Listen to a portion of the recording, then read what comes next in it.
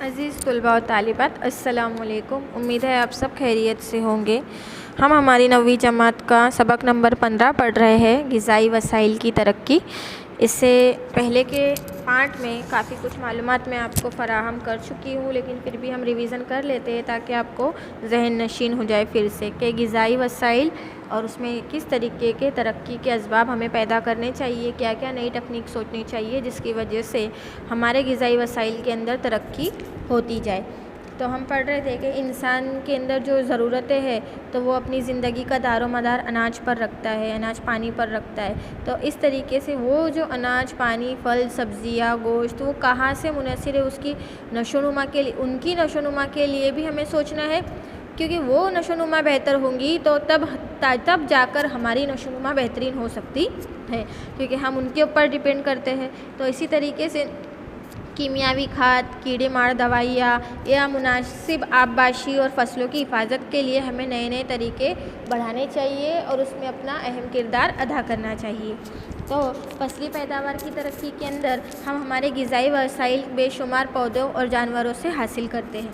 हम देखते हैं कि हमारे आसपास जो बेशुमार पौधे हैं, वो पौधे, खेती बाड़ी, इसकी वजह से क्या है, हम हमारी ग़िज़ाई वसाइल को पैदा करते हैं और अपने ग़िज़ाई वसाइल में नई नई मालूमात और तहकीकात के अंदर हम सोच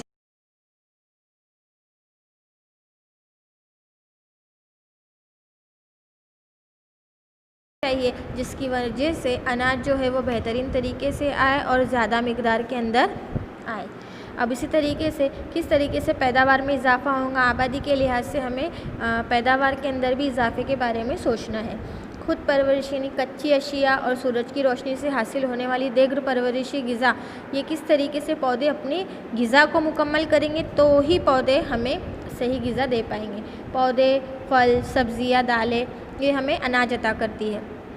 अब हम किस तरीके से हमारे फसली पैदावार में इजाफ़ा करने के लिए कौन कौन से तरीके अपनाएंगे, तो उसको 3 तरीक़ों में बांटा गया है। तो पहले है फसलों की किस्मों में सुधार, यानी जो फसलें खेत में उगाई जा रही है वो फसलें कैसी है और उनकी कौन सी किस्मों में हम सुधार ला कर बेहतरीन फसल उगा सकते हैं।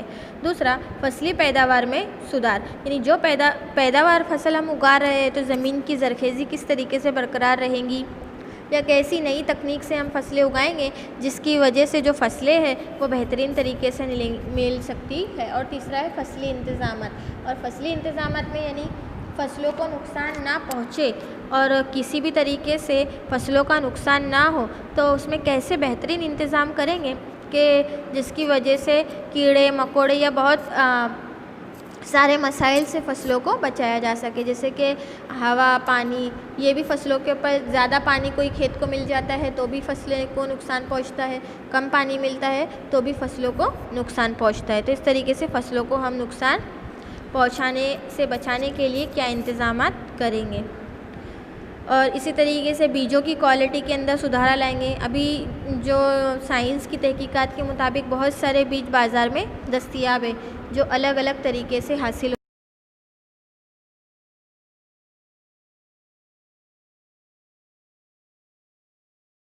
होते हैं। अब फसली पैदावार के इंतज़ामात, तो फसली पैदावार के इंतज़ामात में हिंदुस्तान में ज़राअत छोटे पैमाने से लेकर बड़े पैमाने तक होती है ना।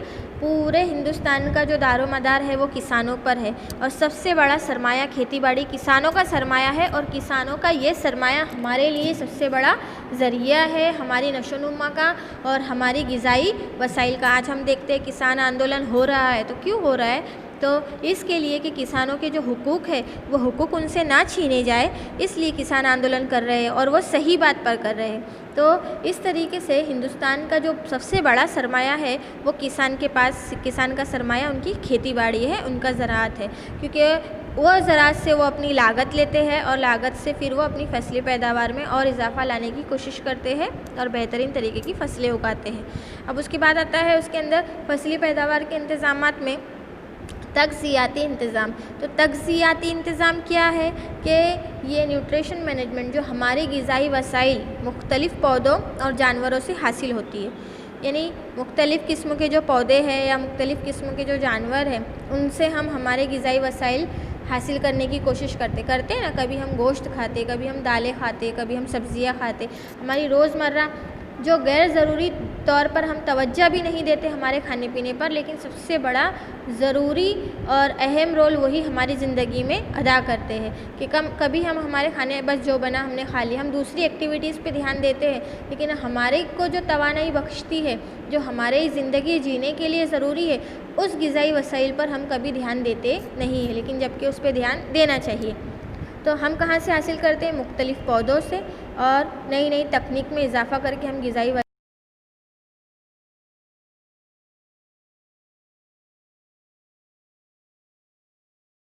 तो वो हवा, पानी और मिट्टी से हासिल करते हैं। जाहिर सी बात है कि नबातात का जो अहम रोल है, नबातात भी अपनी ग़िज़ा हासिल करते हैं, लेकिन वो तरकीब तनवीरी के अमल से अपनी ग़िज़ा हासिल करते हैं, यानी सूरज की रोशनी, पानी, मिट्टी, हवा से वो अपनी ग़िज़ा हासिल करते हैं। इनमें मिट्टी में हासिल करते हैं, उनमें मिट्टी में 13 और पानी में 3 अनासिर होते हैं। ये मैंने आपको सवाल पूछा था कि मिट्टी में कितने अनासिर शामिल है, 13, और हवा में पानी में कितने शामिल हैं, तो 3। तो ये तग़ज़ियाई अनासिर को 2 ग्रुपों में तकसीम किया है, एक मैक्रो तग़ज़ियाई अनासिर और दूसरा माइक्रो तग़ज़ियाई अनासिर। ये भी मैंने आपको पढ़ाया था, मैक्रो और माइक्रो। तो ये क्या है मैक्रो? ये वो अनासिर है, मैक्रो अनासिर, जो ज़्यादा पौधों की मिकदार में ज़रूरत पड़ती है, और इसमें नाइट्रोजन और फास्फोरस, पोटेशियम, कैल्शियम, मैग्नीशियम और सल्फ़र, ये 5 धातुएं इसमें ज़्यादा होती है, जिस वजह से इसे मैक्रो कहा जाता है। और माइक्रो तग़ज़ियाती अनासिर, जिसमें लोहा, जस्ता, तांबा और लीड और क्लोरीन होता है, वो उसमें शामिल होता है। अब उसके बाद आता है खाद। तो खाद क्या है? खाद एक अहम ज़रिया है। जो गोबर की खाद होती है, जो मवेशियों के गोबर, पेशाब और उनके नीचे बिछाया गया कूड़ा करकट और उनके खाने से बचा हुआ बेकार चारा जैसे हयातियाती मादों के इस्तेमाल से जो है कुदरती खाद बनाई जाती है, जो गोबर से बनती है, गोबर की खाद भी कहा जाता है उसे। और वो ज़्यादा मिकदार में उसके अंदर नाइट्रोजन और 0.5% पोटाशियम होता है और 2% इसमें फास्फोरस होता है, जो खेती बाड़ी के लिए, ज़राअत के लिए बहुत अच्छी मानी जाती है। ये कुदरती खाद हुई जिसे गोबर खाद कहते हैं। उसके बाद आता है कंपोस्ट खाद। अब कंपोस्ट खाद क्या है? जो पौधों की बाकियात यानी जो कूड़ा कचरा करकट बचता है ना, जो मवेशियों का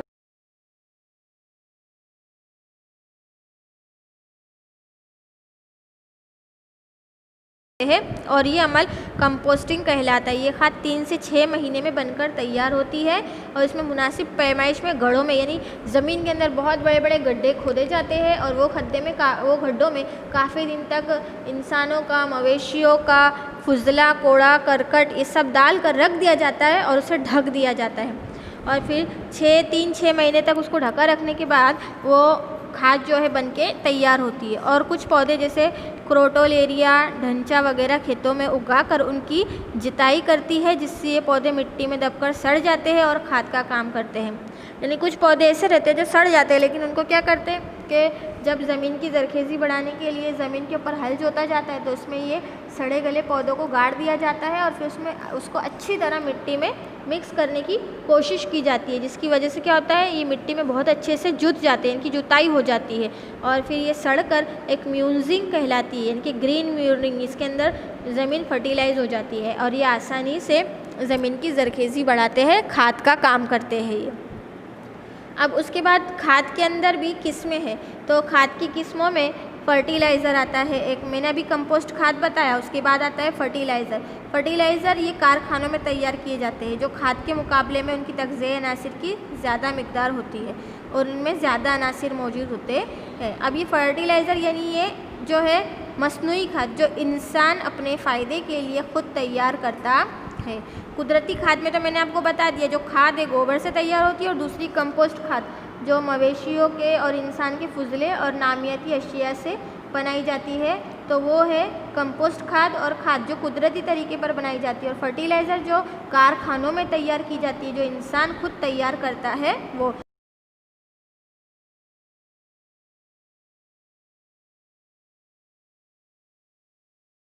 और कॉम्प्लेक्स वाली, और इनके अंदर ज़्यादा तादाद में एमोनियम, कैल्शियम और सल्फेट होते हैं, जिसकी वजह से ये नबातात को उगाने में मदद करते हैं। तो इसके लिए ये जो खाद होती है ये मस्नूई खाद होती है, और मस्नूई खाद की 4 किस्में हैं, जिसे फर्टिलाइज़र्स कहा जाता है।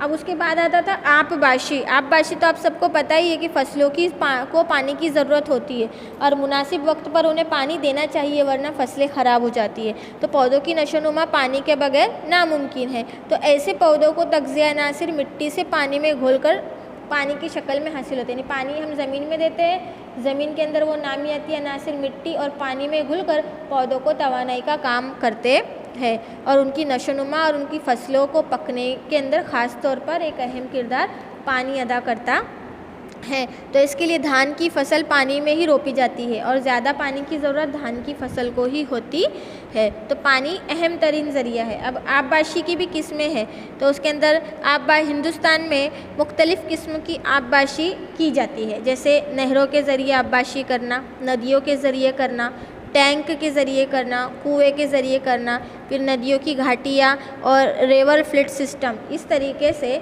आपबाशी की जाती है 4-5 तरीक़ों से। तो ये आपबाशी के तरीके थे। इंशाअल्लाह कल हम इसे बहुत डिटेल में आपबाशी के तरीके समझेंगे। आज तो मैंने आपको मुख्तसरन बताया, कल इंशाअल्लाह हम इसे और बेहतरीन तरीके से नेक्स्ट पीरियड में समझेंगे। और जितने भी मैंने तरीके बताए हैं, जैसे कि खाद, कंपोस्ट खाद, फर्टिलाइज़र मसनूई खाद को कहते हैं, उसकी 4 किस्में हैं। आपबाशी जो है पानी किस तरीके से फसलों तक पहुंचता है उसे आपबाशी कहते हैं। और पानी जो है